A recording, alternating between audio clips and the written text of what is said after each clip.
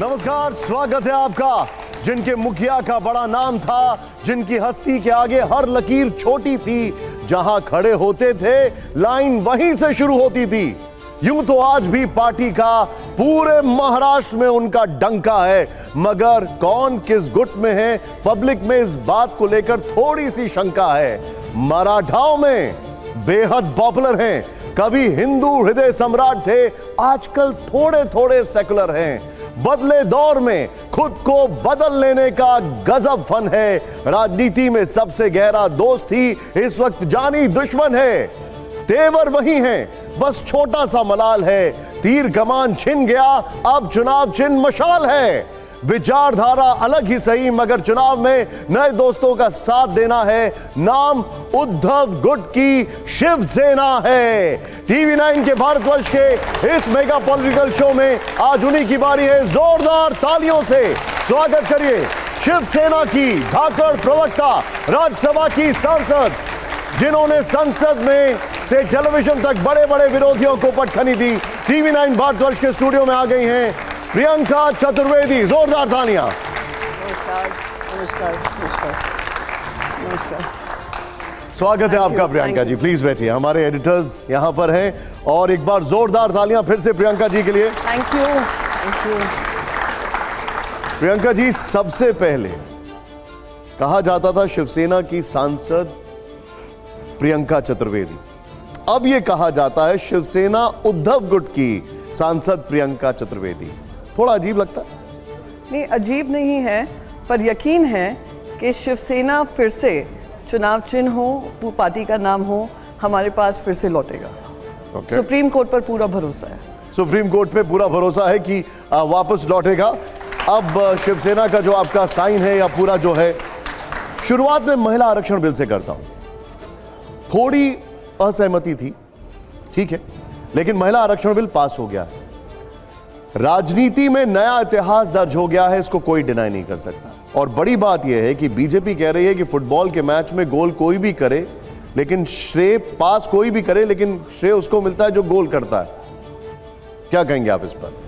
तो सबसे पहले मैं कहूँगी, सिर्फ एक ऐतिहासिक बिल ही नहीं पास हुआ है जो कानून बना है, एक और हमने उसमें फर्स्ट ऐतिहासिक क्षण हुआ है कि एक ऐसा बिल पास हुआ है, एक ऐसा कानून पास हुआ है जो कब लागू होगा उसकी तारीख हमारे पास नहीं है।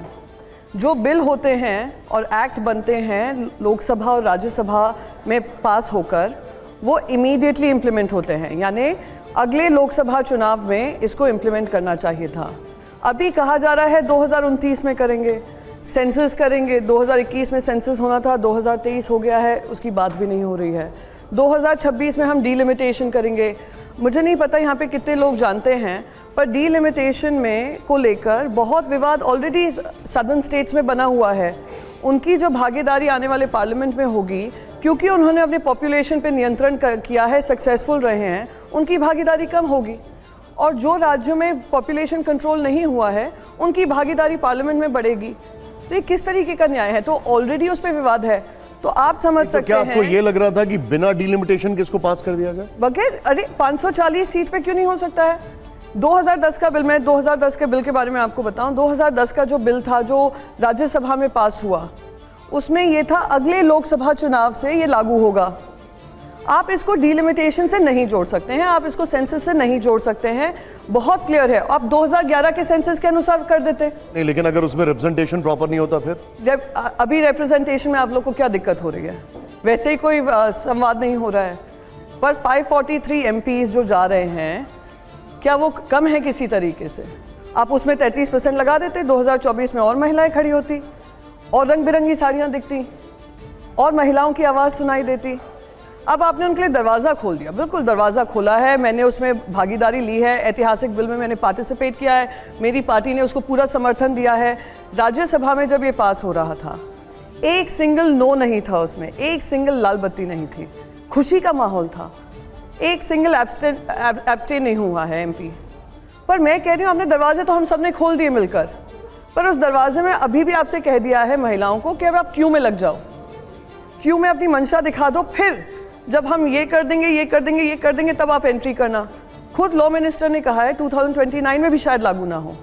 तो आपने चुनावी झुंझुना हमें दिखा दिया है। लेकिन विपक्ष की तरफ से यह कहा जा रहा है कि इसमें मुसलमानों और ओबीसी को रिजर्वेशन दिया जाए। क्या शिवसेना मुसलमानों को रिजर्वेशन देना चाहती है इसमें? मैंने तो कहीं नहीं सुना मुसलमानों को दे दिया जाए। आपने सुना है? ओवैसी जी ने बोला, ओबीसी की बात हुई है। ओवैसी जी ने नहीं, मैंने ये ओवैसी जी इंडिया अलायंस के हिस्सा नहीं है, वो भारतीय जनता पार्टी के दूसरे सिक्के के पहलू हैं, और ये मैं स्पष्ट तरीके से कहती हूँ। हमारे गठबंधन ने यही कहा था, जब आप रिप्रेजेंटेशन कर रहे हैं सारे राजनीतिक। शिवसेना का स्टैंड क्या है ओबीसी और मुसलमानों के रिजर्वेशन को लेकर? नहीं, आप बार बार इंसिस्ट कर रहे हैं, मैं आपको बार बार यही कह रही हूँ। इंडिया गठबंधन का ये है कि रिजर्वेशन में समानता होनी चाहिए। आप रिजर्वेशन इंट्रोड्यूस कर रहे हैं तो उसमें सबकी भागीदारी होनी चाहिए। आप पॉलिटिकल पार्टीज को मैंडेट कर दीजिए कि चलिए ये कॉन्स्टिट्यूशनली मैंडेटेड नहीं है, एससी एसटी के रिजर्वेशंस होते हैं, ओबीसी के नहीं होते हैं। पर आप पॉलिटिकल पार्टीज को बाकायदा कह सकते थे कि आप जब टिकट देंगे महिलाओं को तो आप उसमें से ध्यान रखिएगा, ओबीसी का हो या नहीं हो। पर मैं मानती हूँ कि पहले तो दरवाज़ा खोलना ज़रूरी था और इमीडिएटली शुरुआत होनी चाहिए थी। उसमें शुभारंभ में देरी क्यों? नहीं, लेकिन शुभ मुहूर्त में देरी क्यों? प्रियंका जी, एक चीज है, जब यूपीए ये बिल लेकर आई थी तब उसमें भी तो ओबीसी का उन्होंने नहीं रखा था। मैं फिर से आपको दोहराऊंगी, यूपीए जो बिल लाई थी वो 2010 में जो लाई थी वो इमीडिएट लोकसभा इलेक्शंस में लागू होना था, अगले लोकसभा चुनाव में। सबसे पहली बात तो ये, हम बात उस मुद्दे पे करें कि इसमें क्या दिक्कत थी कि आप इन सीट पे आप रिजर्वेशन करें। दूसरी, एक मिनट, मेरा सवाल ओबीसी कोटे को था। Please go allow me to please. दूसरा, ओबीसी का कोटा, खुद राहुल गांधी जी ने कहा हाँ ये गलती हुई है। तो जो गलती 13 साल पहले हुई, आपको तो देश की जनता ने, आप सब ने वोट इसलिए दिया कि गलतियां हुई पिछली सरकारों से, आप तो उसको करेक्ट करने आए हैं ना। वादा आप लोगों से क्या कहा था? महिलाओं से कहा था, मुझे याद है, बहुत हुआ नारी पर वार। जब हमारी महिला पहलवान वहाँ पे जंतर मंतर पे प्रोटेस्ट करती हैं, जिस तरीके से उनको खदेड़ कर निकाला गया, क्या ये महिला का सम्मान था? क्या महिलाओं को अभी भी न्याय मिला है? उन पहलवानों को अभी भी न्याय मिला है? आप अभी भी उन एमपी का बचाव कर रहे हैं जिन पे चार्जशीट लगी है। बार बार सवाल उठाया जा रहा है और बहुत सारे लोगों के मन में भी होगा, आप लोग जब सरकार में थे आपने क्यों नहीं किया? और मैं उसका जवाब बहुत सिंपल हूँ। आई एम सॉरी, पर मैं मुद्दे से जो मुद्दे की बात है उस पर आऊँगी। बहुत क्लियरली राजीव गांधी जी के समय के बाद अगर एक सिंगल पार्टी मेजॉरिटी आई है, वो नरेंद्र मोदी जी की आई है 2014 में। देश ने उस ऐतिहासिक क्षण को सहराया है और उम्मीद की थी कि बहुत सारे बदलाव आएंगे। राजीव गांधी जी ने अपने कार्यकाल में 73rd और 74th अमेंडमेंट, कॉन्स्टिट्यूशनल अमेंडमेंट किया था, जहां महिलाओं की 33% भागीदारी लोकल गवर्नमेंट्स में और पंचायत में होंगे। कभी उन्होंने ये कहा कि हाँ हम ये पास तो कर रहे हैं, वो 9 साल आगे कानून शुरुआत होगी। इमीडिएटली हुआ था, महिलाओं की भागीदारी बढ़ी थी। प्रियंका जी, यदि मैं गलत नहीं हूं तो शिवसेना 2014 से लेकर 19 तक सरकार का हिस्सा थी, मोदी जी का पार्टनर थी। तब शिवसेना ने यह सवाल क्यों नहीं उठाया कि महिला रिजर्वेशन बिल हम तुरंत लाए? तब शिवसेना की तरफ से कोई ऐसा प्रयास हुआ था महिला रिजर्वेशन बिल का? या अब महिला रिजर्वेशन बिल आया है और सभी राजनीतिक दलों की मजबूरी है, आधा मतदाता महिलाओं से भरा हुआ है, तो आप कोई उसको अपोज नहीं कर रहा है। लोकसभा में सिर्फ 2 मत खिलाफ पड़े, राज्यसभा में क्लियर कट हो गया। पिछली बार जो अपोजिशन हुआ था वो रिजर्वेशन को लेके नहीं था, ओबीसी को भी रिजर्वेशन चाहिए। इसी चक्कर में समाजवादी और आरजेडी उसके खिलाफ थे और सरकार बिल नहीं पास कर। आपकी बिल्कुल बात सही है कि ये सरकार जब पूर्ण बहुमत से आई तो ये बहुत कुछ कर सकती थी, जैसा राजीव गांधी ने किया। तो जब आपकी पार्टी 2014 से 19 तक इस सत्ता में थी, तब क्या आपने इस पे बात की थी? तो सबसे पहले तो मैं बता दूं, 2010 का जो बिल पास हुआ था राज्यसभा में, उसमें भी शिवसेना ने सहमति दी थी। बाला साहेब ठाकरे जी का एक मानना था कि जो पार्टीज रजिस्टर होती हैं, रजिस्टर्ड पॉलिटिकल पार्टीज, ये 33% रिजर्वेशन उन पार्टीज पे लागू होना चाहिए, वरना उनका रजिस्ट्रेशन डी रजिस्टर कर दीजिए आप। 33% आरक्षण महिलाओं, आप पॉलिटिकल पार्टीज को ये छूट दे दीजिए कि आप जो टिकट देंगे वो 33% देंगे। एक सेकंड में कहा था, ये उनका मानना था। मैं मानती हूँ को महिलाओं को अब सिर्फ महिलाओं की सीट से लड़ाएंगे, उनकी जो ओपोनेंट्स भी होंगी वो महिलाएं होंगी। तो दूसरी बात आपने कहा 2014 में आपने कहा या नहीं कहा, आपने मुद्दा उठाया या नहीं उठाया। वो पॉलिटिकल पार्टी जिसने आपने बल्कि मैनिफेस्टो में लिखा था, ज़्यादा कमिटमेंट किसका बनता है? उनका तो बनता ही है, बिल्कुल अधिकार है। ये तो व्हाट अबाउट यू, आरोप लगाने का आई एम सॉरी, अधिकार है। आपने दो, लेकिन आप पार्टनर है, आपने भले ही मैनिफेस्टो में नहीं कहा। मैं कंप्लीट कर लूं। जो मैनिफेस्टो में कहा हमने पार्टी के अलायंस में, और सिर्फ 2014 में ही नहीं थे, वाजपेयी जी के समय पे भी उनके साथ थे, बिल्कुल हमने खुद ने अपनी लोकल बॉडीज में लागू किया। मैं आपको बता दूं, ये सिर्फ इसलिए नहीं है क्योंकि 50% रिजर्वेशन है महिलाओं के लिए। महाराष्ट्र में लोकल बॉडीज में 50% रिजर्वेशन है, पर हमारी जो चुनकर आई महिलाएं हैं वो 51% से ज्यादा हैं। मैं अपनी पार्टी का एक चीज समझना चाहूंगा मैम, एक मिनट, आपने जो अभी बोला उसका कंटिन्यूटी है। क्या आप इस चीज के पक्ष में हैं कि 33% या 30% जो भी परसेंटेज है वो टिकट देना चाहिए पार्टियों को अपने कैंडिडेट्स में महिलाओं को? बिल्कुल होना चाहिए ये कि पॉलिटिकल पार्टीज की ये शुरुआत करते हैं, उनको मैंडेट करते हैं। उसमें कानून में जो एक लूप होल है, अगर सपोज करिए शिवसेना ने महिला को टिकट दिया, बीजेपी ने पुरुष को दे दिया, अगर पुरुष जीत गया तो, अगर टिकट वाली बात है, कानून के लिहाज से बात की जाए तो दोनों को टिकट देना पड़ेगा। सबसे पहले दो चीज कहूं, आपने कहा आप लोगों की मजबूरी थी इसलिए आप लोगों ने समर्थन दिया। जी नहीं, महिलाओं को मजबूत करना ये सारे राजनीतिक पक्षों की जिम्मेदारी है, मजबूरी नहीं है। और जो चीज़ हम बाबा साहेब अम्बेडकर जी ने, मैं आपको एक और इतिहास का पहलू बताती हूँ, जब कॉन्स्टिट्यूएंट असेंबली में इसकी चर्चा हो रही थी, उसमें 15 महिलाएं थी। 15 महिलाओं से जब आरक्षण की बात आई कि आरक्षण होना चाहिए महिलाओं के लिए, तो जवाब ये आया था जब महिलाओं को पूरा अधिकार मिल रहा है तो हमें आरक्षण की जरूरत नहीं है। इस उम्मीद में इतनी विजनरी हमारे कॉन्स्टिट्यूशन था कि हमें कभी आरक्षण की जरूरत ही नहीं पड़ेगी। जिस तरीके से यूरोप की महिलाओं को लड़ाई लड़नी पड़ी थी, अमेरिका की महिलाओं को लड़ाई लड़नी पड़ी थी, वो हमें लड़ाई नहीं लड़नी पड़ रही, हम ये लड़ेंगे। पर आज मजबूरी हमारे पूरे देश की ये हुई कि महिलाओं को इतनी जगह नहीं मिली है, इसलिए ये आरक्षण लाना पड़ रहा है। रही बात, हाँ, महिला अगर पुरुष के साथ खड़ी होगी, क्यों हारेगी भाई साहब? नहीं, मैं एक प्रोबेबिलिटी बता रहा हूं। एक सेकंड, नहीं, मुझे प्रोबेबिलिटी में पढ़ना ही नहीं है।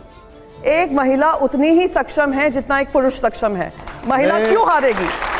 देखिए, आप जो बात कर रही हैं ये आप बहुत अच्छी इमोशन रिटोरिक्स अच्छी बात है, लेकिन मैं सीधे सीधे एक फैक्ट बोलता हूं कि अगर वो सीट रिजर्व्ड है तो फिर दोनों को महिलाओं को खड़ा करना पड़ेगा। तो वही महिलाओं को सिर्फ महिलाओं से लड़ाई लड़वाओगे? महिला इतनी सक्षम है। मुझे एक बात बताइए, शिवसेना ने पिछली बार कितने परसेंट महिलाओं को टिकट दिया था? मैंने अभी आपको, मैं आपसे आप ही की पार्टी का पूछ रहा हूं। लोकल बॉडीज का आपको बता दिया है। और हमारी पार्टी में पूरा एक प्रक्रिया शुरू हुई है जहां एक प्रथम टी करके एक इनिशिएटिव है कि हम पहले महिलाओं की भागीदारी राजनीति में बढ़ाएंगे, अपनी पार्टी में बढ़ाएंगे। बहुत सारी महिलाएं होती हैं जो लोकल बॉडीज में चुनाव जीतकर वो एमएलए या एमपी का एस्पिरेशन नहीं है क्योंकि रीजनल पार्टी है। एक मिनट, मैं आपने सवाल पूछा है, allow me to complete. We are not talking about national parties. Congress और बीजेपी नेशनल पार्टीज हैं, वो अपने लोकसभा में महिलाओं को भागीदारी बढ़ा सकती हैं, इनकी जिम्मेदारी बनती थी। पर यहाँ पर हम पहले ये एस्पिरेशन लेवल उनका बढ़ाएं कि आप सिर्फ लोकल बॉडीज की ही नहीं सोचिए, आप एमएलए की सोचिए, असेंबली में कंट्रीब्यूट करिए, आप राज्यसभा की सोचिए, आप लोकसभा की सोचिए। तो वो हमारी प्रक्रिया जारी है। अगर आप कहें हम अभी भी इस 2024 के चुनाव में 33% महिलाओं को दे देंगे, पर आपने लागू क्यों नहीं किया? दिक्कत ये है। आप गृह मंत्री अमित शाह का यह तर्क है कि अगर डीलिमिटेशन से पहले हमने किया होता तो हो सकता था कि वायनाड की सीट ही रिजर्व हो जाती। आपको लगता है या किसी का, अगर अमित शाह जी के मन में ये सवाल है तो मैं अमित शाह की सीट हो जाए महिला की, हो सकता है बनारस की सीट हो जाए महिला की। ठीक, ओके, सिंपल। नहीं, मुझे लगता है प्रियंका जी आपने बड़ी अच्छी दो बातें कही। पहली बात तो ये कि जो संविधान सभा में महिलाएं थी उन्होंने कहा कि आरक्षण की जरूरत नहीं, तो हमें मानना चाहिए कि इस देश के पुरुषों ने महिलाओं के साथ अन्याय किया, बिल्कुल, और लंबे समय तक उनको उनका अधिकार नहीं दिया। अटल बिहारी वाजपेयी के समय में कई बार सदन में आया, नहीं पारित होने दिया गया। अब किसकी गलती थी उसे छोड़ दें। आप 2010 में कह रही हैं कि वो लागू होता तो 2014 में जाता। 2010 और 14 के बीच में 4 वर्ष का समय था, लेकिन नहीं हो पाया। आज जब ये लागू हो रहा है तो चुनाव तो 6 महीने बाद है, और अगर अभी तुरंत लागू किया जाता तो जो आरोप आप लोग बार बार लगाते हैं कि मोदी सरकार तो सब कुछ तानाशाही तरीके से कर देती है, तो क्या आप फिर से वही आरोप नहीं लगाते कि इनका कुछ एजेंडा होगा इसलिए तुरंत लागू कर दिया? प्रोसेस उसका होगा ना। नहीं, प्रोसेस क्या है मैं आपसे समझना चाहती हूँ। अगर आपको लागू मंशा होती लागू करने की, ये तो आपके पास पूर्ण बहुमत है, 303 सीट लाए हैं आप 2019 में पहला वादा देश की महिलाओं को कर देते कि देखिए मैंने 2014 में नहीं कर पाया हूँ, मैं इतने भारी बहुमत से फिर से लौटा हूं जिसमें महिलाओं की भागीदारी है। तो कर देते 2019 नहीं, में। मैं वही तो कह रहा हूँ, पूर्ण बहुमत से उन्होंने पारित कर दिया, कोई सरकार नहीं कर पाई बस ना। मैं वही सिंपल और अगर प्रोसेस उसका होगा, आप तो चूंकि पार्लियामेंटेरियन है, कोई भी ऐसा कानून, कोई भी ऐसी चीज जिसमें आरक्षण आ जाए या किसी को कुछ देना है, तो उसकी एक प्रक्रिया है। क्या उस प्रक्रिया को वॉलेट कर दिया नहीं, जाता? बिल्कुल नहीं, बिल्कुल भी नहीं। पहले तो मैंने आपको प्रक्रिया बताया, इतना समय क्यों लगा? अगर आपकी मंशा होती कि इमीडिएट नेक्स्ट पार्लियामेंट इलेक्शंस में इनकी भागीदारी करनी है, आप 2019 में कर देते, आपके पास 4 साल होते। तभी मंशा पे सवाल है कि आप 6 महीने पहले क्यों लाए हैं। और अगर दूसरा, मैं अब प्रक्रिया पे आती हूँ। मैंने आपको कहा 2 पहलू हैं। दूसरा, आपने प्रक्रिया का कहा। आप मुझे कह रहे हैं कि प्रक्रिया इम्पॉसिबल है। इम्पॉसिबल को पॉसिबल करना ही तो नरेंद्र मोदी जी ने वादा किया था। I am possible. नहीं, क्या बिल्कुल पॉसिबल है। सर्वसहमति से पारित हुआ। सर्वसहमति से और पारित। आज आप भले ही ये कहें, राहुल गांधी कह रहे हैं ना कि अफसोस है हम रोक देते, वो कह रहे हैं ना कि अफसोस है हम नहीं कर पाए। नहीं, आप शब्दों का एक मिनट। अगर वो ये कह रहे हैं, अगर ओबीसी का अड़ंगा लगाते तो वो रुकता ना। और ओबीसी पुरुषों को तो पार्टियां टिकट दे देती है, महिलाओं के बारे में क्यों पार्टियां पीछे हट जाती? फिर से रिपीट करूं, 2019 में, 2018 में, 2017 में राहुल गांधी जी ने बाकायदा नरेंद्र मोदी जी को ये बात याद दिलाई थी कि ये वादा है देश की महिलाओं के साथ, इसको पूर्ण होना चाहिए। आप कह रहे, आप ये अजम्पशन करें कि ओ आप लोग अटका देते। क्यों अटकाएंगे? नहीं, आप मुझे बताएं क्यों अटकाएंगे? जो सब राहुल जी का स्टेटमेंट है कि नहीं, उनका स्टेटमेंट मैं फिर से रिपीट करूंगी। उनका स्टेटमेंट, एक सेकेंड, मैं बोलने दीजिए। उनका स्टेटमेंट, ये आप ट्विस्ट कर रहे हैं, आई एम सॉरी टू से दिस, आपने शायद पूरा नहीं सुना होगा। उन्होंने कहा अफसोस इस बात का है, 100% अफसोस है कि 2010 में जब ये बिल पास हुआ था उसमें ओबीसी का नहीं था। ये कहा है उन्होंने। लेकिन अगर स्पेशल सेशन में ये एक ऐसा कानून जिसपे 75 वर्ष में हमारे देश के राजनेता नहीं दे पाए वो अधिकार, अगर उसके लिए बुलाया गया तो इसमें बुराई क्या? ये तो अच्छी बात है। और मैं कई आपकी बात को आगे बढ़ाता हूं। क्या शिवसेना जिस गठबंधन में है वो तय करेंगे कि 33% महिलाओं को आप टिकट देंगे? छोड़िए, चलिए, नरेंद्र मोदी ने लागू नहीं किया, आप बार बार कह रही करना चाहिए। आप ये तय करेंगे, आप ये शो में कह के जा रहे हैं 3300 में 33 महिलाओं को टिकट? पहले आप मुझसे सवाल करने से पहले आप मोदी जी से पूछ लीजिए। नहीं, अगर उनसे अवसर मिलेगा तो उनसे भी आप करिएगा जरूर, क्योंकि मोदी जी से ऑप्शन ही नहीं मिला ना 9.5 साल। नहीं मिलेगा तो जरूर। मैं बस एक चीज रिपीट करूंगी। Thank you. मैं फिर से एक चीज रिपीट करूंगी। पूरी कोशिश रहेगी ज़्यादा से ज़्यादा महिलाओं की भागीदारी बढ़े। मैं आपको टीएमसी की याद दिला दूं, मैं आपको बीजेडी की याद दिला दूं। उन्होंने लागू किया, उत्तर प्रदेश में कांग्रेस ने भी लागू किया, तो हो सकता है ये सहमति बने अलायंस में। नहीं प्रियंका जी, एक सवाल ये बनता है, आपने बहुत सारी बातें सही कही, उसमें कहीं दो राय नहीं है। राजनीतिक दलों को किसने अभी तक रोक रखा था कि अपनी पार्टी के अंदर, अपनी राष्ट्रीय कार्यकारिणी में, अपने संसदीय बोर्ड में, जो नीति निर्धारक संस्थाएं हैं उसमें महिलाओं को प्रतिनिधित्व दिया जाए? हमने एक सवाल यही किया था। भारतीय जनता पार्टी के संसदीय बोर्ड में सिर्फ एक महिला है, 11 सदस्यों के संसदीय बोर्ड में सिर्फ एक महिला है। शिवसेना के बारे में आप बताएंगे कि जो नीति निर्धारक संस्था आपकी है उसमें कितनी महिलाएं हैं? कांग्रेस की वर्किंग कमेटी में आज तक कभी 33% नहीं हुआ। बार बार वो कहते रहे कि हम देंगे महिलाओं को सम्मान देंगे, नारी सशक्तिकरण करेंगे, लेकिन कभी हुआ नहीं। तो ये काम जब चुनाव होगा तो उम्मीदवार कहाँ से लाएंगे? क्योंकि आपने तो डेवलप ही नहीं किया, विकसित ही नहीं किया। दूसरी बात ये है, अगर राजनीतिक दलों में ईमानदारी है तो अभी मध्य प्रदेश, राजस्थान, छत्तीसगढ़, तेलंगाना और मिजोरम में चुनाव होने वाला है। तो इन सारे दलों को जो चुनावी राजनीति में है वहाँ पे अपने उम्मीदवारों की संख्या 33% करके दिखाना चाहिए, लेकिन ये नहीं कर सकते हैं। इसलिए आपकी इस पर क्या टिप्पणी है? हर राजनीतिक पक्ष में कहूँगी पुरुषों की गलती नहीं है, राजनीतिक पक्षों की जिम्मेदारी बनती थी कि आप ये 33% लागू करें। आज महिलाओं का होते होते डिसइंटरेस्ट राजनीति से कि वो वोट करने आ रही है, यानी इंटरेस्ट है, इतनी भारी संख्या में वोट करने आ रही है क्योंकि वो जानती है उनकी जिम्मेदारी क्या है, पर उनको उससे वंचित किया गया। बिल्कुल सही सवाल है कि इनके जो मेजर नेशनल पार्टीज हैं उसमें क्यों नहीं है, और मैं आपसे पूर्ण सहमत हूँ इसमें। प्रियंका जी, आपकी पार्टी अब एक बहुत बड़े अलायंस का हिस्सा है, उसकी लीडिंग पार्टी कांग्रेस है, और आपकी पार्टी और कांग्रेस की पार्टी का जो गठबंधन है वो सब लोग देख रहे हैं कितना क्लोजली निट अलायंस बन रही है। महिला आरक्षण पर आप लोग कांग्रेस के एजेंडे के साथ हैं। आपको यकीन है कांग्रेस महिला सशक्तिकरण अगुवाई करने वाली पार्टी है? सबसे पहले तो मैं कांग्रेस पे टिप्पणी क्यों करूं, मैं अपनी पार्टी पे टिप्पणी करूंगी। और हर पार्टी, डेमोक्रेसी क्या कहती है, क्या सारी पार्टी जो अलायंस में आती है सब हाँ में हाँ करें? क्या आप चाहेंगे कि अगर आज कांग्रेस के साथ बाकी पार्टीज हैं वो सिर्फ कांग्रेस के साथ जी हजूर करें? ये भारतीय जनता पार्टी में लागू होता है। 38 पार्टियां, उसमें से एक पार्टी आप बता दीजिए जो कह दे नरेंद्र मोदी जी आपने ये लागू क्यों नहीं किया इमीडिएटली, वो हमारी पार्टी नहीं होगी। हम लोग एक कॉमन मिनिमम अलायंस पे आएंगे, जो कॉमन प्रोग्राम्स होंगे जो देश हित में होंगे। हम महिलाओं के आरक्षण की बात नहीं करेंगे, महिला के सशक्तिकरण की बात करेंगे। हम बेरोजगारी की बात करेंगे, हम बात करेंगे किस तरीके से जो किसानों पे अत्याचार हो रहे हैं उसकी बात करेंगे। मैं ये इसलिए पूछ रहा हूँ, हम हमारे कॉमन मिनिमम पॉइंट्स होंगे। हम ये आप हूबहू लोगों कोई नहीं हो ने सकता। कई सारे पर्सपेक्टिव्स रखे, लेकिन हूबहू कोई नहीं हो सकता। महिला आरक्षण पर क्या आप लोग कांग्रेस का जो स्टैंड है उसके साथ है? क्यों नहीं हो? क्या कोई गलत मांग कर रहे हैं? मुझे आप बताइए कि आज अगर ओबीसी आरक्षण होता है कुछ गलत हो जाएगा? नहीं होगा। क्यों उसमें आप इतना हम लोग झिझक रहे हैं?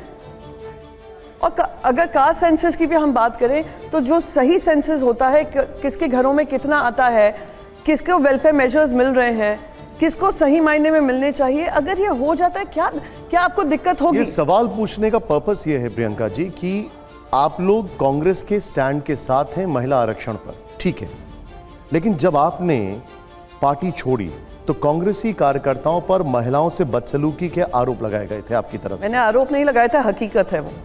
अब बोलिए आप। अब इन दोनों चीजों आप आरोप मत कहिएगा। ठीक है, ओके। ये हकीकत हुआ है, मेरे साथ हुआ है, तो इसको ये कह दीजिए कि पार्टी छोड़ने के लिए आपने आरोप लगाए थे, प्लीज। ठीक है, ओके, पॉइंट टेकन। आपने कहा हकीकत है, लेकिन एक तरफ आप बोल रहे हैं कि वो पार्टी का जो स्टैंड है महिला आरक्षण को लेकर वो ठीक है, दूसरी तरफ आप बोल रहे हैं कि बदसलूकी की गई। ये दोनों क्या आपको लगता है कि कॉन्ट्राडिक्टरी नहीं है एक चीज? देखिए, नरेंद्र मोदी जी ने अपने जॉइंट सेशन में कहा था लार्जर कैनवस। लार्जर कैनवस का एक तिनका हूं मैं। लार्जर कैनवस क्या होना चाहिए? सिर्फ प्रियंका चतुर्वेदी यहाँ नहीं बैठे, आप भी ये सपना देखें यहाँ पे बैठने का, और आप में इतनी काबिलियत हो कि अगर आपके साथ कुछ काम हुआ है तो आप उनको आईना दिखाने का काम करें। ये मेरी जिम्मेदारी बनती है एक राजनेता होने के नाते। और अगर उनसे गलती हुई है, उन्होंने हो सकता है अपनी भूल सुधारी हो, ओके, मुझे इसमें नहीं पढ़ना है। ये राजनीति सिर्फ मेरी नहीं है। तो आप एक बड़ा कैनवस देख रही हैं और उस कैनवस में एक कंप्लीट कर दूं प्लीज, एक कंप्लीट कर दूं। मैं किन कारणवश मुझे पार्टी छोड़नी पड़ी थी और मैंने क्या उनके को आईना दिखाया था, वो मैंने दिखाया। उसका मतलब ये नहीं हुआ मैं लार्जर कैनवस छोड़ दूं कि ये महिलाओं के अधिकारों का हनन हो क्योंकि प्रियंका के साथ कुछ हुआ था। प्रियंका ने हुआ, प्रियंका ने हकीकत दिखाई, बताया कि, और हर राजनीतिक पक्ष, आप मुझे बताइए, हर राजनीतिक पक्ष की आप सच्चाई बताइए, फिर हम बात करेंगे। अभी देखिए, चूंकि 3 दिन हुआ है, इसलिए हमें ये नहीं मान लेना चाहिए कि निराशा आप लोगों की तरफ से एक शुरुआत हो कि बीजेपी से बाकायदा बातचीत करो कि भाई ऐसा चीज़ हुई है, अभी विंटर सेशन है। आप लोग जो इतनी बड़ी चीज़ निर्णय हो सकता है, मुझे लगता है कि ये भी हो जाएगा। परस्पर जो आपस में अविश्वास है या उसको खत्म करके इस पर करें। सबसे पहले मैं कहूँ 18 सितंबर से पहले भी इसकी चर्चा हो रही थी। ये 2014 से भी नहीं, ये जब से 73rd 74th अमेंडमेंट हुआ है तब से इसकी चर्चा हो रही है। अब बिल्कुल आपने कहा कि आप लोग एक कंसेंसस बनाइए। कंसेंसस शुरुआत कौन करेगा बनाने की? जैसे ही हम कहते हैं हमारा मुद्दा उठा लीजिए, वैसे ही हमें सस्पेंड कर दिया जाता है, डिस्क्वालीफाई कर दिया जाता है विदाउट मिनिमम डिसाइडेड टाइम। अब तक संजय सिंह जी बाहर बैठे हुए हैं क्योंकि उन्होंने पूछ लिया मणिपुर की महिलाओं को न्याय कब, इसलिए बैठ गए बाहर, सस्पेंड कर दिया गया। आप कह रहे हैं पार्लियामेंट्री अफेयर्स मिनिस्टर की जिम्मेदारी क्या होती है? आपने यहाँ विंटर सेशन पे चर्चा हो, बिल्कुल हो, मैं उम्मीद करती हूँ चर्चा हो कि कैसे हम एक कंसेंसस बिल्डिंग करें। नई पार्लियामेंट है, नई शुरुआत है। प्रधानमंत्री नरेंद्र मोदी जी ने कहा भी है कि जो भी पुरानी बातें हैं उसको भूल जाइए, एक नए सिरे से शुरुआत करेंगे। तो वही स्पिरिट पार्लियामेंट्री अफेयर्स मिनिस्टर तय करें और वो उस पर चर्चा कर लें। लेकिन शिवसेना में ये महिला वुमेन एम्पावरमेंट का कोई इतिहास है ही नहीं। अब ये अचानक 2023 में आप कैसे इसको बदल देंगे? मैं थोड़ा आपका फैक्ट चेक कर दूँ। सबसे पहले लोकल बॉडीज़ में मैंने आपको बताया एक मैंडेट है 50%, मैं आपको बोल रही हूँ लोकल बॉडीज में महिलाओं ने बहुत- 51% से ज़्यादा अगर महिलाएं हैं तो शिवसेना में हैं, पहली बात। दूसरी बात आपकी fact check, allow me to, cabinet sir, cabinet हमें रैंक ही कब देते थे? कैबिनेट रैंक हमें कब? मिनिस्ट्री ऑफ हेवी इंडस्ट्रीज, एक कैबिनेट। उद्धव जी के जो कैबिनेट बने थे, आप थे ना उसमें सरकार में? महाविकास अघाड़ी की सरकार थी, उसमें बिल्कुल महिलाओं का रिप्रेजेंटेशन था। यशोमती ठाकुर जी एक इम्पोर्टेंट पोर्टफोलियो में थी। माविम जो महिला आर्थिक विकास में है वो शिवसेना की महिला थी। अब मैं आपको दूसरा फैक्ट चेक कर, डिप्टी स्पीकर, प्लीज मैं कंप्लीट कर दूं, क्योंकि हो सकता है लोगों के मन में ऐसा फीलिंग हो कि मेल डोमिनेटेड पार्टी है। दूसरी बात आपको फैक्ट चेक कर दूं, जो मेयर्स जैसी पोजीशन होती हैं, इंपॉर्टेंट पोजीशन होती है, मुंबई की मेयर हमारी महिला थी। अब मैं आपको दूसरा आपका फैक्ट चेक कर दूं, जो लेजिस्लेटिव काउंसिल में उपसभापति थी वो महिला थी, शिवसेना की महिला थी। और चौथी चीज़ फैक्ट चेक कर दूं, क्योंकि यहाँ पे यंग गर्ल्स हैं, एक किताब है जिसने बाकायदा रिसर्च बेस्ड किताब है, वो उन्होंने किताब लिखी है the dashing women of Shivsena. आप उस किताब को पढ़िए, आप देखिए कि महिलाओं ने कितनी बड़ी भागीदारी ली है शिवसेना को आगे बढ़ाने की। घर घर में शिवसेना को पहुंचाने का अगर काम किया होगा, आपको बताऊं, कोई राजनीतिक पक्ष नहीं होगा, उस कल्चर समझना ज़रूरी है शिवसेना का।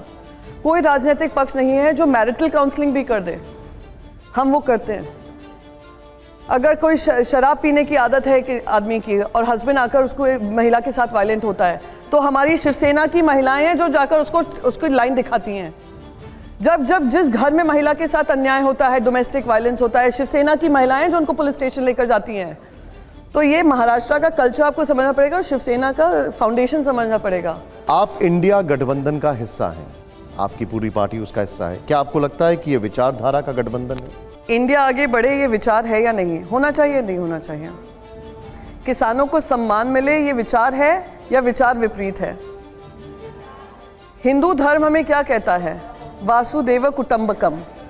अगर हम कहें, मेरा धर्म मुझे ये सिखाता है कि हम सब एक हैं और ये मेरा पूरा परिवार है, वो विचारधारा को मैं इंक्लूसिव कहूँ, मैं सेक्युलर कहूँ, मैं आपको भी उसको आपत्तिजनक आप लोगों को लगने लगा, आजकल वर्ड सेक्युलर ही आपत्तिजनक लगने लगा है, पर मैं कहूँ, अगर मैं कहूँ कि मैं अपने धर्म का पालन कर रही हूँ, हिंदू धर्म का पालन कर रही हूँ, वासुदेव कुटुंबकम, मेरी धरती पे, मेरे देश की धरती पे जो इंसान हैं, वो मेरा संविधान कहता है, मेरा धर्म कहता है कि सबको समानता मिलनी चाहिए। क्या वो विचार विपरीत है? अगर मैं कहूँ महिलाओं को, कल बहुत बड़ी बड़ी बातें की थी, राम के से पहले सीता है, कृष्ण से पहले राधा है, ये वो सम्मान कहाँ गया था? अगर मैं वो सम्मान की लड़ाई लड़ रही हूँ महिलाओं के लिए, क्या मैं विचार विपरीत काम कर रही हूँ? अगर हमारे युवाओं के बीच में बेरोजगारी है और इतनी भारी संख्या में ये लोग विदेश जा रहे हैं, तो ये मेरे विचारों की विभिन्नता है या विचारों के विपरीत होना चाहिए? तो हमारे विचार इसमें बिल्कुल तालमेल खा रहे हैं। इसमें एक छोटा सा सवाल, दीपंकर भट्टाचार्य इंडिया में है, नक्सल है, तो नक्सलाइट को भी शिवसेना एक्सेप्ट कर लिए हैं, वसुधैव कुटुंबकम, जो आर्म्ड रेवोल्यूशन की बात करते हैं। पीडीपी को भारतीय जनता पार्टी एक्सेप्ट करे तो वो दूध की धुली, गंगा नहा ली।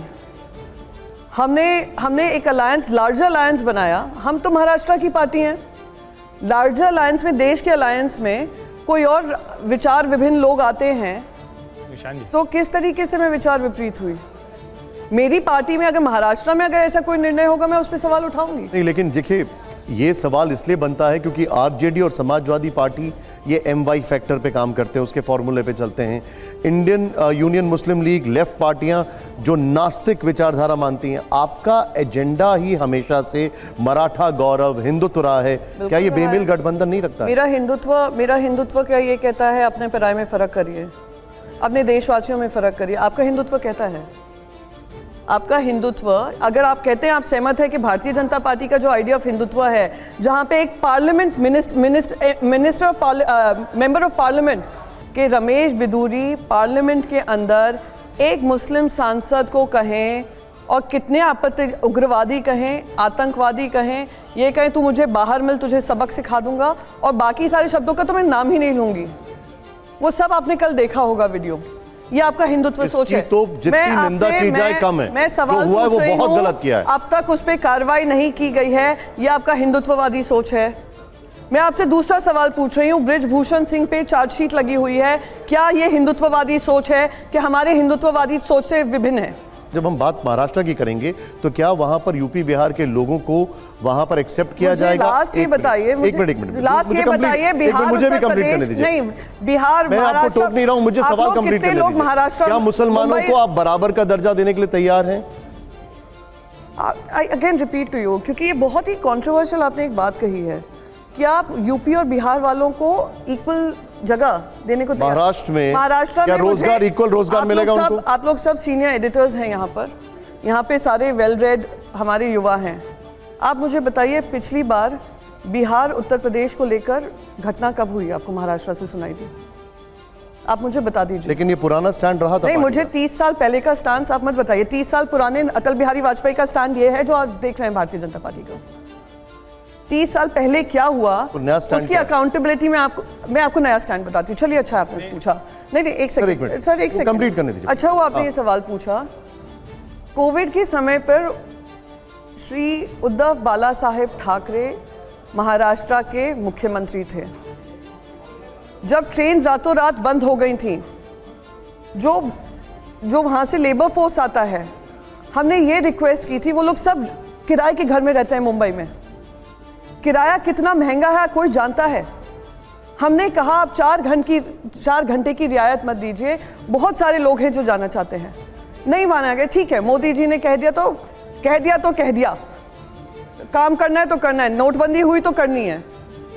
उनको पूरा जिनको घर नहीं थे उनके पास रिलीफ कैंप्स चलाए, और जैसे ही ट्रेन की सुविधा शुरू हुई, जो केंद्र सरकार टिकट के पैसे मांग रही थी वो टिकट के पैसे भी राज्य सरकार ने दिए। तो आप मुझे ये मत बताइए कि क्या उनको समानता मिलेगी कि नहीं। अब मुसलमानों पे आते हैं, बहुत आरोप।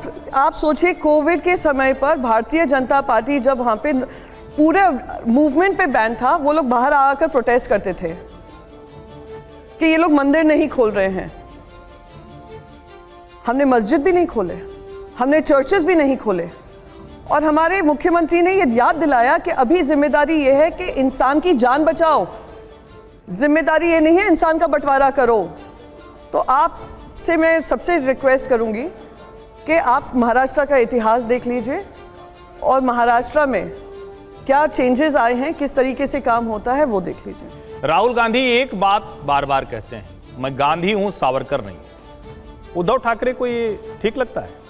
महाराष्ट्र की राजनीति में ये ठीक लगता है कि सावरकर को इस तरह से एक नेता लगातार अपमानित करने की कोशिश करता है? महत्वपूर्ण सवाल है, और उसका जवाब मैं इमीडिएटली दे देती हूँ।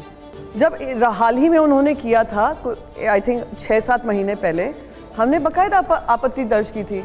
सिर्फ हमने ही नहीं की थी, शरद पवार जी ने की थी। हमने जो मीटिंग्स हुई थी हमने उसका बहिष्कार किया था। ये बिल्कुल सहमति हो गई है। मैं पूछती हूँ, चलिए आपने बहुत तो अच्छा क्या इंडिया अलायंस में कंसेंसस हो गया कि वो अब सावरकर के ऊपर कुछ नहीं हमारे बोलेंगे? उसमें सारा कंसेंसस ये है, और मैं फिर से रिपीट करूं कि 100 साल पुराना इतिहास में हमें पढ़ना नहीं है, हमें 100 साल आगे का इतिहास रचना है। ये कंसेंसस जरूर है। मैं थोड़ा माहौल को थोड़ा सा ऑन अ लाइटर नोट लेके जा रहा हूं। मैं एक रैपिड फायर अरे मुझे लगा और टफर होगा। नहीं, आप यहाँ पर आपने बैठे जल्दी रहिए, मुझे छोड़ वहां पर दिया। मैं जाऊंगा और वहां पर आपके सामने एक रैपिड फायर राउंड लेके आऊंगा। जरा जोरदार तालियां हो। इसमें मैं भी होगा वहां क्या? जाऊंगी। आप यही रहिए। मुझे भी जाना है। नहीं, आप बैठिए। यहाँ पर मैं आपको तस्वीरें दिखाऊंगा, आप आना चाहें तो आ सकती हैं, बट आपकी चॉइस है। नहीं 2 तस्वीरें दिखाऊंगा, और इन 2 तस्वीरों में से आपको एक चूज करना है, और हर सवाल के पहले जोरदार तालियां होनी चाहिए यहां से। मेरा पहला सवाल क्या है, प्ले करिए जरा। यहां पर लोकप्रिय नेता कौन, राहुल गांधी या आदित्य ठाकरे? एक तस्वीर। आई थिंक आदित्य ठाकरे जी ने कम उम्र में उन्होंने जो बातें रखी हैं, जो काम किया है, और एज अ मिनिस्टर हो या एज अ पार्टी लीडर हो, उन्होंने बहुत सक्षम काम किया। तो मेरे लिए तो सवाल ही नहीं है, आदित्य ठाकरे जी। ठीक है, आपने आदित्य ठाकरे चुना।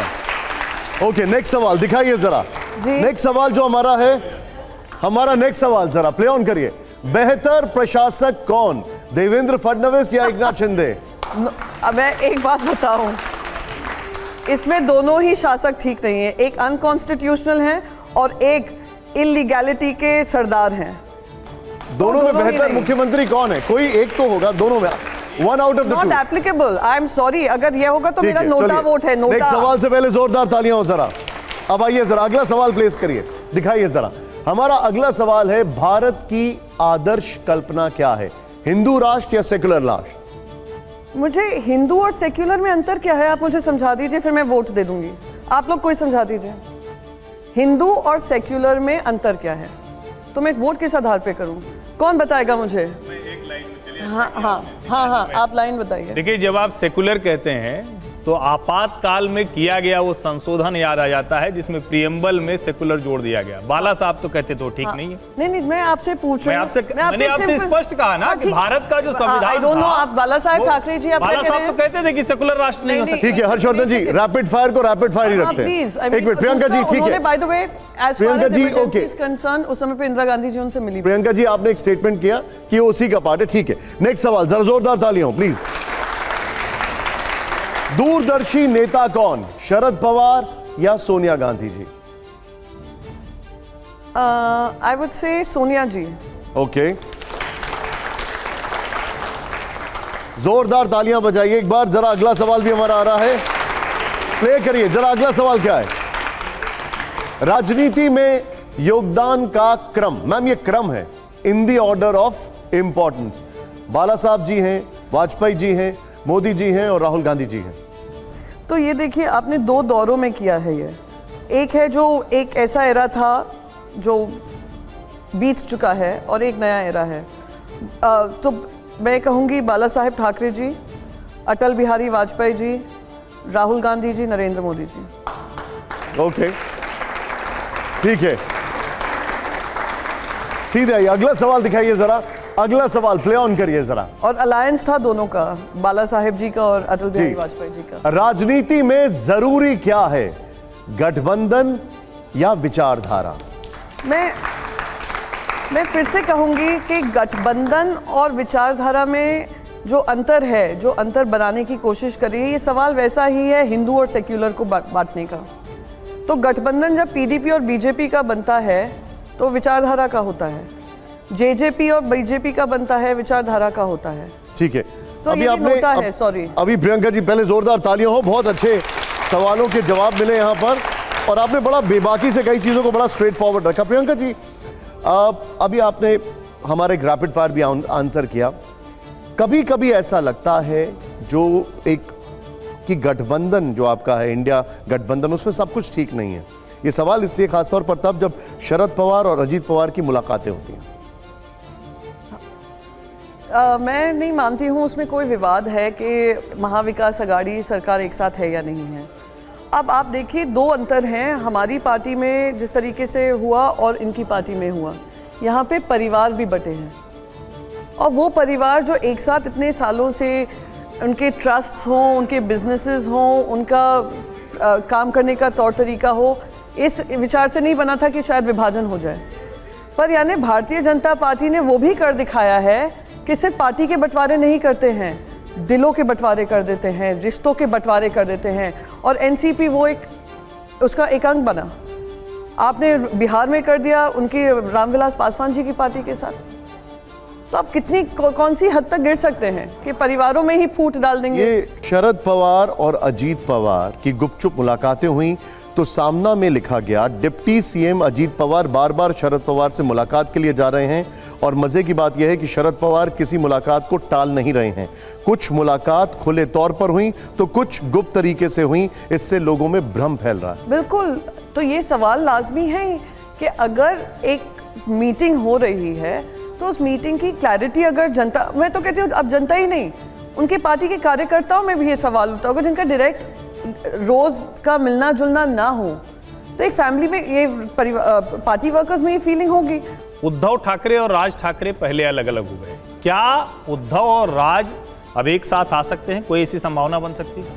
ऐसी कोई संभावना दिख भी नहीं रही है और शायद होगी भी नहीं। ठीक है, अशोक जी। मेरा एक सवाल है प्रियंका जी, कितना विश्वास शरद पवार पे आप लोग रखते हैं? उतना ही विश्वास रखती है जितना अलायंस में विश्वास होना चाहिए और विश्वास पूरा है। राउत जी ने ये कहा था कि जो हमारे सिटिंग एमपीज हैं, शायद 19 या जो भी हो संख्या आपकी, कहाँ पे हमारे? हाँ हाँ, शिवसेना के, हाँ कि हम उन सीटों को छोड़ेंगे नहीं, हम उन पे लड़ेंगे। तो क्या ये स्टैंड, कोई अंडरस्टैंडिंग इस तरह बनी है कि जो भी सीटें शिवसेना की थीं जो प्रेजेंट हाउस में, आप वो हर हालत में उस पर अपने कैंडिडेट खड़े करेंगे? ये बिल्कुल खड़े करेंगे। जो विनिंग सीट्स हैं उसको क्यों छोड़ेंगे? जो आप सोचिए, और it doesn't speak well for Mahavikas Aghadi also. जो विनिंग सीट्स हैं और जो जीती हुई सीट्स हैं वो हम उस पर खड़े होंगे। प्रियंका जी, हाइपोथेटिकल सवाल है, एकनाथ शिंदे अगर वापस आना चाहें तो उनके लिए दरवाजे खुले या बंद है? बिल्कुल बंद है, और उसमें दो राय नहीं है। अजीत पवार के लिए? वो आप उनकी पार्टी से पूछिए, मुझसे क्यों पूछ रहे हैं? पर जहां तक आप मेरी पार्टी का गठबंधन के साथी के तौर पे मंजूर है अजीत पवार? सॉरी, गठबंधन के साथी? अगेन हमारा गठबंधन एनसीपी के साथ है। वो किस पार्टी में उनकी कौन सी लीडरशिप है वो तय करने का हक मुझे नहीं है। बीजेपी का हो सकता है, बीजेपी डिसाइड कर लेंगे कब रामविलास पासवान के बेटे के साथ गला मिलना है, कब उनके चाचा के साथ करना है। चाचा भतीजे में किस तरीके से विवाद कर देंगे, फिर किसके गले लगेंगे। अगर आपकी पार्टी का कोई भी सांसद या कोई भी विधायक वापस आना चाहता है तो आप वेलकम करेंगे उनको? किनके? आपकी पार्टी के? मेरे पार्टी के, फिर से मैं कहूंगी, जिन्होंने उस समय पे हमारा साथ छोड़ा जब उद्धव ठाकरे जी की तबीयत खराब थी, जब उनकी तबीयत इस तरीके से, इस कदर खराब थी कि वो लोगों से मिल नहीं पा रहे थे क्योंकि उनके स्पाइनल इंजरी हुई थी। आप उनके बेटे के बारे में इतना अनाप शनाप बोलते हैं, आप वहाँ की महिलाओं के बारे में, मेरे बारे में अनाप शनाप बोलते हैं, आप उनकी फैमिली मेंबर्स के लिए बिलो द बेल्ट हिट करते हैं, हमारी सीनियर लीडरशिप जो उद्धव साहब के साथ रही उनके बारे में अनाप शनाप बोलते हैं, तो आपके लिए कोई जगह नहीं है। और हमने ये कर दिखाया। हमारी पार्टी में एक ही बार फूट नहीं हुई, ये बड़ी फूट है जो देश को दिख रही है क्योंकि ये बीजेपी से नियोजित है। हमारी पार्टी में इंटरनल फूट भी हुई है, पर हम उसमें से हमेशा उभर कर निकले हैं। आज राज ठाकरे जी पे आपने सवाल उठाया, राज ठाकरे जी भी बहुत बड़े बड़े लोगों की उनसे उम्मीदें थी। जो लोगों की उम्मीदों पे कायम नहीं रहेंगे वो देश का विश्वास कभी नहीं जीत सकते हैं। राज ठाकरे अगर वापस आना चाहते हैं, राज ठाकरे और नहीं, हाइपोथेटिकल क्वेश्चन है, मैं हाइपोथेटिकल क्वेश्चन पे ज्यादा नहीं, पर मैंने आई थिंक क्लियरली जवाब दे दिया, वो पॉसिबिलिटी है। ठीक है, मैं एक आपको एक स्टेटमेंट सुनाता हूं बाला साहब जी का, जरा इसको प्ले ऑन करिए, जो कि काफी ज्यादा वायरल किया जाता है, जरा इसको प्ले ऑन करिए। चुनाव के दरमियान आप गालियां देते रहते एक दूसरे को और बाद में जब गठबंधन करते हैं, मानो कि हमारी होगी युति शरद पवार लेके, और कोई चुनाव आ गया, मध्यावधि चुनाव, हम लोगों के सामने जाके क्या कहें? बाला साहब का ये स्टेटमेंट, कांग्रेस और एनसीपी के खिलाफ आपने चुनाव लड़ा और अब तो ये अगेन मैं फिर से रिपीट करूंगी, पॉलिटिकल सर्कमस्टेंसेस क्या बनते हैं, किस कारणवश हम अपनी पार्टी को कैसे आगे बढ़ाना है। हम मान जाएं कि हाँ, भारतीय जनता पार्टी हमारी पार्टी का गला घोट रही है और हमें हमारा वजूद खत्म करने की कोशिश कर रही है, पर हम सारे धर्म का पालन करें, अलायंस के धर्म का, और ये अलायंस के धर्म पे पीठ में खंजर घोपें, वो हम सब सहन कर लें। तो हम यहाँ पर लेकिन आप नहीं, एक सेकेंड, मैं सोशल सर्विस, हम लोग पार्टी नहीं करने आई है, सोशल सर्विस करेंगी, पर पॉलिटिकल पार्टी रजिस्टर्ड है। पॉलिटिकल पार्टी का मतलब क्या हुआ कि अगर हमारी पॉलिटिकल पार्टी के वजूद को खत्म करने का काम हो रहा है, हमारे साथ वादा खिलाफी हो रही है। अगर आज बीजेपी ने 2.5 साल की वादा किया अमित शाह जी ने और उस वादा खिलाफी की है, तो आप हाँ, आप हमें थप्पड़ मारते रहिए, लेकिन हम अपना गाल सामने करते रहेंगे। जिस कांग्रेस के खिलाफ बाला साहब जी की पूरी राजनीति रही, उससे गठबंधन होगा तो सवाल तो पूछा जाएगा। मैं आपसे एक सवाल पूछती हूँ, जब राष्ट्रपति का चुनाव हुआ था डॉक्टर प्रतिभा पाटिल का, तो हमने उनको समर्थन दिया, तो उसमें क्या गलत किया? डॉक्टर प्रणब मुखर्जी खड़े हुए, शिवसेना ने बीजेपी अलायंस, ऐसे तो कांग्रेस ने महिला आरक्षण पर समर्थन दिया, तो ये थोड़ी है कि बीजेपी कांग्रेस एक है। नहीं, आप मुझे ये अच्छा, तो मैं फिर से दोहराना चाहूंगी, ये एक तरफा खेल नहीं है कि आप जब जम्मू कश्मीर में पीडीपी के साथ हाथ मिलवाकर पप्पियां झप्पियां करें तो वो लाजमी है। So legal, so nice, so ideological, oh my god, this is politics, this is Chanakya Niti, oh my god, modern day Chanakya भी दुखी होते होंगे कि इनका मेरा नाम इतना बिगाड़े जा रहे हैं एक सस्ता चाणक्य के पीछे। तो I am sorry, political parties हैं, पॉलिटिकल चॉइसेस होती हैं, और पॉलिटिकल चॉइसेस के अनुसार हमने काम किया है। ये पहले भी हुआ है, ये बाद में भी होगा, बाला साहब का एक और स्टेटमेंट जरा जरूर। प्ले ऑन करिए। आज सब प्ले करिए। ये मैं मेरी शिवसेना की कांग्रेस नहीं होना दूंगा, नहीं, कभी नहीं। और मुझे जब ये मालूम होगा कि हो रही है तो I will close my shop. वो कहते हैं कि मैं दुकान बंद मैंने कर सुन दूंगा, लिया, लेकिन कांग्रेस मैंने में नहीं सुन लिया, जाना। मैंने इतनी बार सुना है क्योंकि सारे ट्रोल्स इसको ट्वीट करते रहते हैं। मुझे उम्मीद थी ये आप लोग नहीं प्ले करेंगे, पर चलिए आपने प्ले किया। मैं अपनी शिवसेना को कांग्रेस नहीं होने दूंगा, तो शिवसेना कांग्रेस हो गई। आप मुझसे फिर कहते हैं Congress, as a Congress spokesperson मैं शिवसेना हूं, और शिवसेना मैं फिर से कह रही हूं, महाविकास अघाड़ी के साथ अलायंस में देश के पहले मुख्यमंत्री थे, उत्तर प्रदेश के मुख्यमंत्री के बाद प्रोबेबली, जो अयोध्या गए। अयोध्या जाकर हमारी पार्टी ने 1 करोड़ का डोनेशन दिया टेम्पल बनने के लिए। अब दूसरी बात कहती हूँ, बाला साहेब ठाकरे जी का पूरा मन था कि औरंगाबाद का नाम बदला जाए, संभाजी नगर हो। ये भी था कि जो नामकरण हुआ किसके साथ हुआ, महाविकास अघाड़ी के साथ हुआ। कांग्रेस को हमने शिवसेना बना दिया, शिवसेना कांग्रेस नहीं बनी, तो हमने उनकी बिल्कुल बात पे हम अडिग हैं। प्रियंका जी, एक माने कि कांग्रेस महाराष्ट्र में शिवसेना है और महाराष्ट्र की कांग्रेस सावरकर को भारत रत्न मांग रही है। आप ये मानिए कि कोई भी अलायंसेस जो होते हैं वो लार्जर कैनवस पे, प्रधानमंत्री जी की बात ये मुझे बड़ी पसंद आई, लार्जर कैनवस पे बनते हैं। महाराष्ट्र के हित में बना है वो अलायंस, अच्छा चला है। प्रियंका जी, आपकी पार्टी कट्टर हिंदुत्व के एजेंडे पर चली है, सनातन धर्म की प्रोधा रही है, लेकिन आप जिन पार्टियों के साथ गठबंधन कर रहे हैं उनके बहुत सारे नेता सनातन धर्म को लेकर ही सवाल उठा रहे हैं। तो हम क्या शिवसेना की तरफ से खामोशी है इस पर? क्या खामोशी? सबसे पहले मैंने ट्वीट किया कि जो सनातन धर्म को नहीं समझ रहे हैं और सनातन की बात कर रहे हैं वो हमें बिल्कुल सूट नहीं कर रहा है और हम बिल्कुल उसका विरोध करेंगे। क्या जिन नेताओं ने बयान दिए, उदयनिधि स्टालिन हो गए, ए राजा हो गए, क्या इनको माफी मांगनी चाहिए? माफी मांगने से ज्यादा जो वो बात कर रहे हैं उनकी तमिलनाडु की पॉलिटिक्स को सुहाता होगा, वो देश की पॉलिटिक्स को नहीं सुहाता है। जो उन्होंने किया है वो गलत कहा है और हमें बोलने में कोई वो नहीं है। अब वो क्या करते हैं? सवाल है जयंत जी, हाँ। एक ही सवाल है, एक सेकंड। ओके, शिवसेना क्या जातिगत जनगणना के साथ है? देखिए, अगर आप हमारा इतिहास देखेंगे, प्रबोधनकर ठाकरे जी जो बाला साहेब जी के फादर थे, उन्होंने सावरकर जी के साथ भी काम किया है to move towards casteless society, कि कास्ट की बात ही नहीं होनी चाहिए। हम सब हिंदू हैं, हम सब हिंदू पहले इंडियंस, हिंदूज, कास्ट की राजनीति बंद होनी चाहिए, ये हमारा बिलीफ रहा है। तो रही बात जातीय जनगणना की, अब पॉलिटिक्स जो हो रही है पूरी जाति अनुसार हो रही है, पर मैं पॉलिटिक्स में भी नहीं जाऊंगी। जो सोशल वेलफेयर बेनिफिट स्कीम्स बनी हैं, अगर सेंसस आता है बताता है किन पिछड़े वर्गों को चाहिए, SC ST को ये मिलना चाहिए, अधिकार मिलना चाहिए, तो बिल्कुल उसमें गलत क्या है? अब मैं इस शो के आखिरी पड़ाव पे आ रहा हूं, एक और रैपिड फायर है, उसमें लास्ट है ये, लेकिन इसमें आपके सामने वो कैमरा है प्रियंका जी, बोलना नहीं है, ये प्ले कार्ड है, यस या नो, और नहीं है तो पास आप कर सकते हैं। Okay. This is the last rapid fire. जरा जोरदार तालियां हो एक बार। 1 मिनट हर्षवर्धन जी, मेरा पहला सवाल प्रियंका जी आपसे ये है, कोशिश करेगा यस या नो में जवाब जरूर देने की। 2024 में देश का प्रधानमंत्री महाराष्ट्र से होना चाहिए, यस या नो? यस मैम कैमरे पे, कैमरे पे, हाँ थैंक यू। कैमरा ठीक है, ओके। मेरा दूसरा सवाल, दूसरा सवाल प्ले ऑन करिए। दूसरा सवाल यह है, 2014 में बीजेपी का साथ देना शिवसेना की भूल थी, यस या नो मैम? 2014 में, हाँ।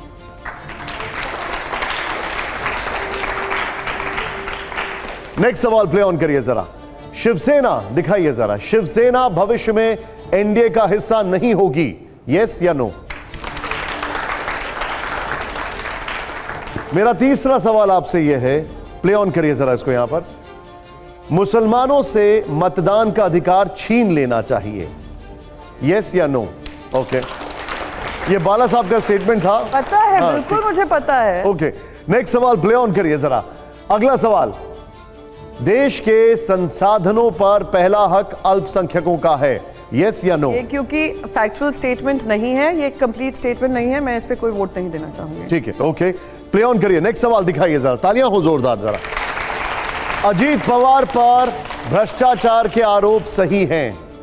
वो मैं ईडी की स्पोक्स पर्सन नहीं हूं तो मैं नहीं बोल सकती हूं, वो बीजेपी जवाब देगी। आप उन्हें भ्रष्टाचारी मानती हैं कि नहीं मानती? मैं फिर से कहूंगी, मैं ईडी नहीं हूं ना मेरे पास इन्वेस्टिगेशन तो ये पास है। पर खुद उनकी सुप्रिया सूले जी ने पार्लियामेंट में कहा है बिल्कुल इन्वेस्टिगेशन कल ही शुरुआत कर दीजिए।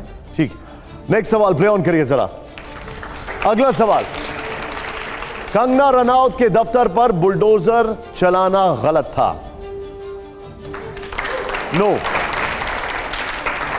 प्रियंका जी बहुत बहुत शुक्रिया, आप हमारे शो में आई, जोरदार तालियां, थैंक यू वेरी मच।